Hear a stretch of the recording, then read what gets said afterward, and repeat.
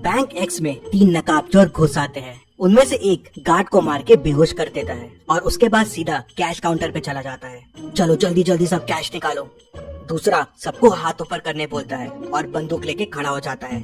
और तीसरा सीधा मैनेजर के केबिन में जाता है। तभी अंदर से 2 गोलियां चलने की आवाज आती है। तीसरा चोर बाहर आता है और बाकी चोरों से कहता है, भागो यहाँ से भागो, मैनेजर मर गया है, भागो यहाँ से। और तीनों चोर वहाँ से भाग जाते हैं। डिटेक्टिव मेहुल पास में ही था तो तुरंत बैंक में पहुंच जाता है। सिक्योरिटी गार्ड मेहुल को बताता है कि 3 चोर अंदर आए और मुझे मार के बेहोश कर दिया। फिर एक बैंक का वर्कर आगे आता है और मेहुल को और डिटेल्स बताता है। वो बताता है कि 2 चोर यहीं बाहर रुक गए थे और एक चोर मैनेजर के केबिन में घुस गया था। फिर वहाँ से 2 गोलियां चलने की आवाज आई और फिर तीनों चोर भाग गए। मेहुल अंदर जाके देखता है तो मैनेजर की डेथ हो जाती है और लॉकर खुला रहता है और सारे पैसे गायब होते हैं। मेहुल मैनेजर के पास जाके देखता है तो मैनेजर को एक गोली लगी होती है। बाहर मुझे बताया कि 2 गोली चलने की आवाज आई, लेकिन मैनेजर को तो एक ही गोली लगी हुई है। फिर मेहुल यहाँ वहाँ देखता है तो उसे दीवार पे 2 गोलियों के निशान दिखते हैं, लेकिन इन निशानों में कुछ गड़बड़ है। क्या गड़बड़ है, क्या आप सोच सकते हैं?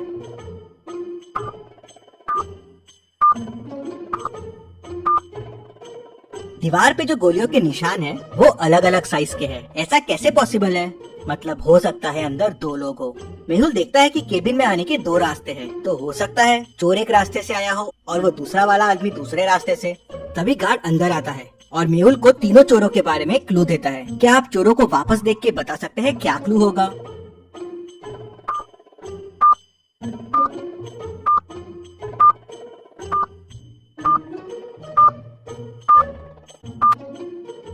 गार्ड बताता है कि उसमें से एक चोर ने जोकर फेस लगाया हुआ था और उसमें एक स्टिकर लटक रहा था जिसपे लिखा था जेके कॉस्ट्यूम्स। मेहुल तुरंत बैंक को सील कर देता है। अब ना किसी को बैंक से बाहर जाने की परमिशन थी, ना किसी को अंदर आने की। मेहुल तुरंत जेके कॉस्ट्यूम्स पहुंच जाता है। वहाँ के ओनर से उस जोकर फेस के बारे में पूछता है तो ओनर बताता है कि हाँ, एक आदमी कल जोकर फेस लेके गया था और वो अपना वॉलेट भी यहीं भूल गया है। मेहुल वॉलेट खोल के देखता है तो उसमें उसे एक रिसिप्ट और थोड़ा कैश मिलता है। क्या आप रिसिप्ट को देख के बता सकते हैं इससे मेहुल को और क्या क्लू मिल सकते हैं?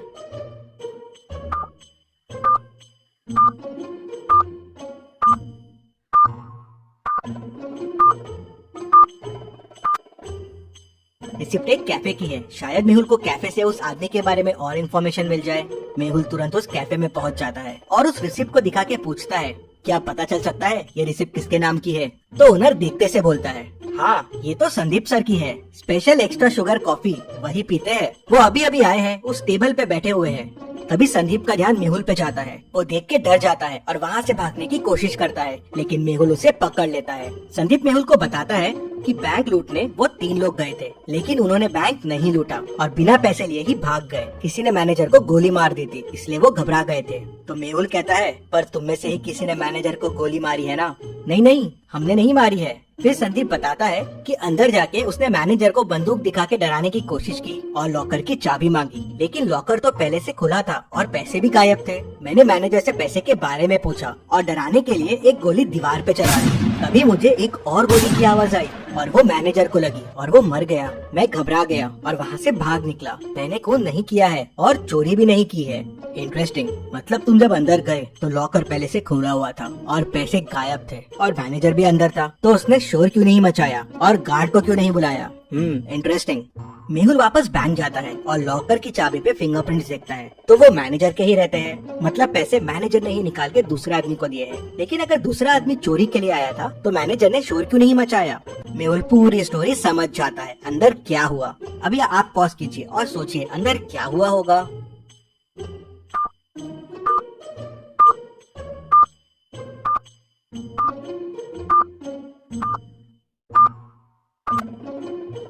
तो चलिए अब देखते हैं अंदर क्या हुआ था। वो दूसरा आदमी इस कबर्ड के पीछे छुपा हुआ था। जब चोर ने गोली चलाई तब इसने भी कबर्ड के पीछे से गोली चलाई। चोर की गोली तो दीवार पे लगी, लेकिन इसकी गोली मैनेजर को लग गई, जिससे वो मर गया। दूसरा आदमी अभी भी बैंक में ही है और वो बैंक का वर्कर है, क्योंकि दूसरे दरवाजे से बैंक के एम्प्लॉय लोग ही आते जाते थे।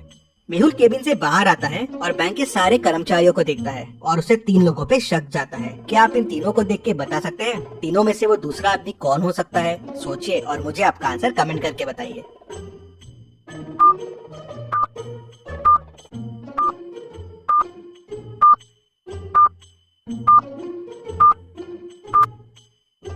ये आदमी मैनेजर के केबिन में था। इसके शर्ट पे देखिए वॉल का कलर लगा हुआ है और ये वॉल वही है जो मैनेजर के रूम की है और ये कलर की वॉल वो कबर्ड के पीछे वाली वॉल है। और जब चोर अंदर घुसे थे और हाथ ऊपर करने बोले थे तब ये आदमी वहाँ नहीं था। मेहुल उसे पकड़ लेता है तो वो बताता है कि मैं मैनेजर को कंधे पे गोली मारने वाला था जिसपे कोई मैनेजर पे शक न करे। हम दोनों मिले हुए थे चोरी में, लेकिन तभी चोर ने गोली चला दी और मैनेजर घबरा गया और हिल गया। उससे मेरा निशाना चूक गया और वो मर गया। तुम्हारे प्लान की वजह से मैनेजर की डेथ हो गई, लेकिन चोरी का पैसा कहाँ है?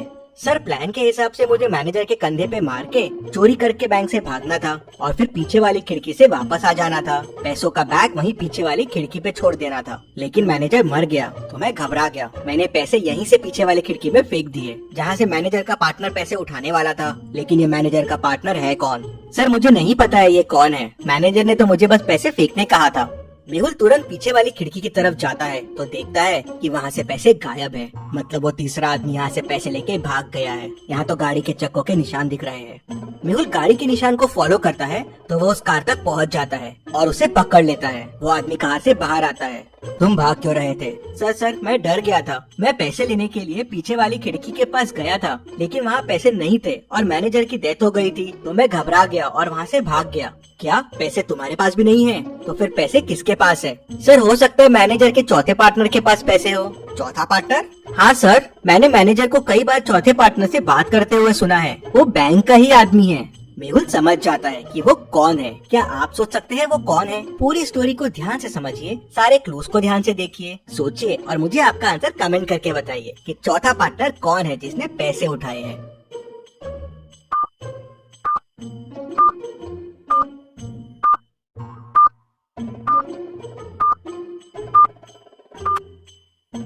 मेहुल तुरंत बैंक वापस जाता है और सिक्योरिटी गार्ड को पकड़ लेता है। पहला, चोर आते से उसे डंडा मार के बेहोश कर दिया था तो उसका टैग पे ध्यान कैसे गया? मतलब वो नाटक कर रहा था, क्योंकि अगर वो बेहोश था तो मेहुल के आते ही वो होश में भी कैसे आ गया? मतलब चोरों के भागते से वो होश में आ गया। तीसरा, उसके शूज में वही मिट्टी लगी है जो पीछे वाली खिड़की के पास है, मतलब वो वहाँ जाके आया है। मेहुल उसे, चोर को, मैनेजर के दोस्त को और खूनी सबको पकड़ लेता है और जेल में डाल देता है। Detective Mehul rocks. इसी बात पे जल्दी से वीडियो को लाइक कर दीजिए। चलिए अगली पहेली देखते हैं।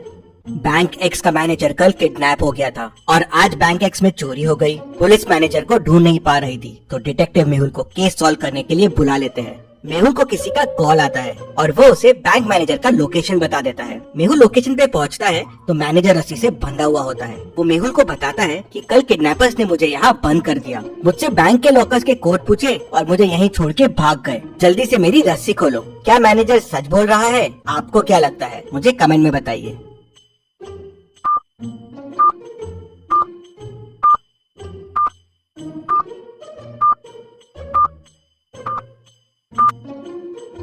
मैनेजर झूठ बोल रहा है। मैनेजर के बाजू में एक बनाना रखा हुआ है। बनाना कवर निकाल के खाया जा रहा है। अगर इसके हाथ बंधे हुए हैं तो ये कैसे खा रहा है? और अगर ये कल से रखा हुआ है तो अभी तक खराब हो जाना चाहिए था। मतलब मैनेजर झूठ बोल रहा है। मेहुल उसे पकड़ लेता है। चलिए अगली पहेली देखते हैं। मेहुल टेररिस्ट के पास फंस जाता है। वो लोग उसे एक रूम में बंद कर देते हैं। रूम से बाहर निकलने के लिए मेहुल को 3 दरवाजे दिखते हैं। पहले दरवाजे के पीछे टेररिस्ट पहरा दे रहा है। अगर मेहुल ने यहाँ से जाने की कोशिश की तो वो उसे गोलियों से भून देगा। दूसरे दरवाजे के पीछे जहरीली गैसेस है, वहाँ जाते ही मेहुल मर जाएगा। और तीसरे दरवाजे के पीछे जंगली डॉग है जो सालों से भूखा है। मेहुल के अंदर जाते ही वो उसे कच्चा चबा जाएगा। तो सोचिए और मुझे बताइए मेहुल को कौन सा दरवाजा चुनना चाहिए? आपका आंसर कमेंट कीजिए।